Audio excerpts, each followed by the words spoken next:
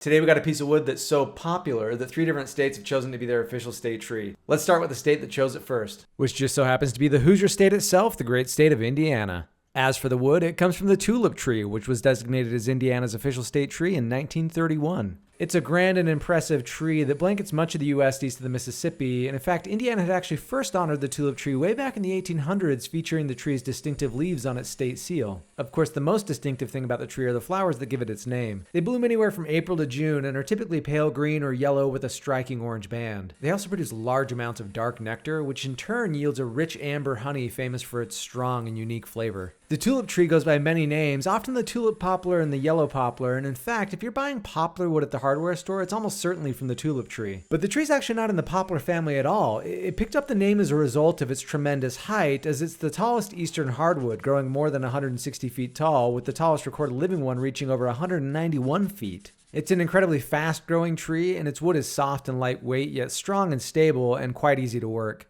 And speaking of wood, we're all done with our tulip tree, Indiana. It really is an impressive eastern tree, and we'll be able to talk more about it when we get to one of the other 2 states who chose this tree, but for now, let's get Indiana up on the board. And hey, look at this, we've got our first neighbor states together. I know this is something a lot of you were super eager to get to, and I know I sure was. As always, tell me your favorite thing about the tulip tree, and let me know who we should cover next.